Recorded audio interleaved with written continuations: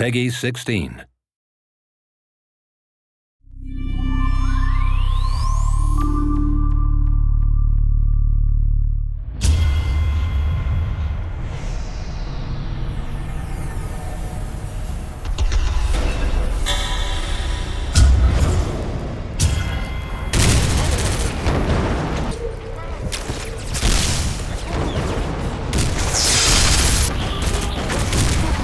I'm Ron McKenzie, Senior Designer on Bodycount, and I've been dealing with the multiplayer co-op experience and the second design of the game.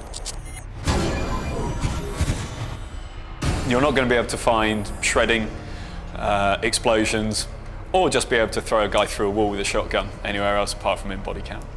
So as well as the single player mode, Bodycount also contains multiplayer and co-op modes. The versus modes are the deathmatch, team deathmatch, which deals with player versus player.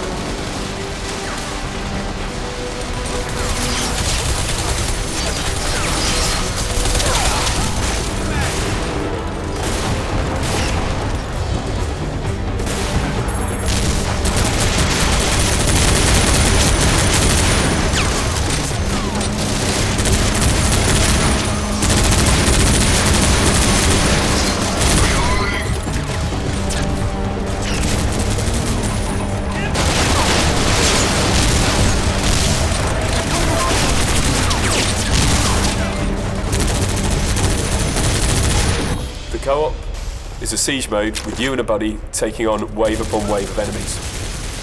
It's fine when you start taking on the standard classes early on in the game, but once you've stayed in that area for a certain amount of time, there's no cover left. Changing mag.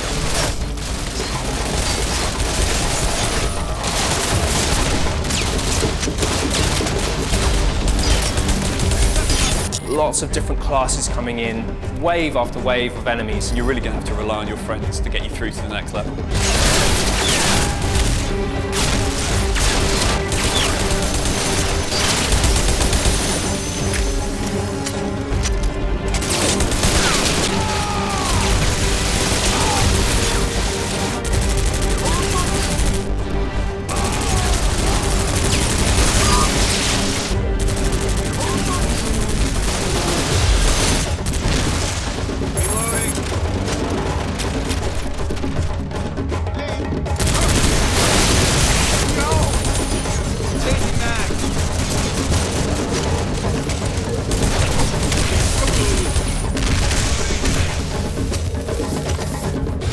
We've managed to maintain the level of shredding across both single player and multiplayer and co-op.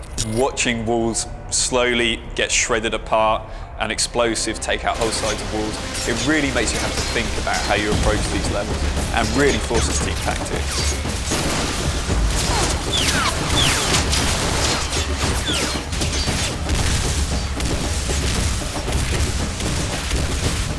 What we've done is we've allowed people to, when they've taken down an enemy, they can collect intel from that enemy. Using that intel, they can just fire off little perks which will help them turn the tide of battle.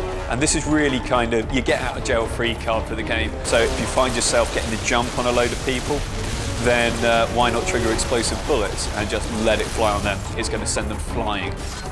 There's radar, which shows up AI in the environment for you. There's adrenaline, which gives you a short amount of invincibility. And then finally there's the airstrike, which just destroys everything around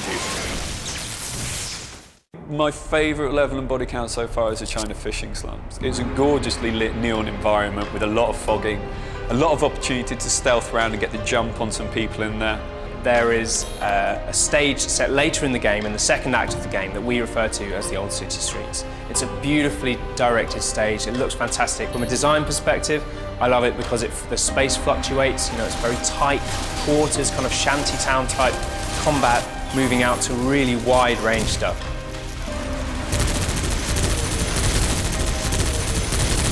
We say in the office that realism is just a springboard for Bodycount. And when you look at the exaggerated physics and the huge explosions, really, we think that's the best way to be. It's more about taking cues from reality and then mucking about with the rules when we can.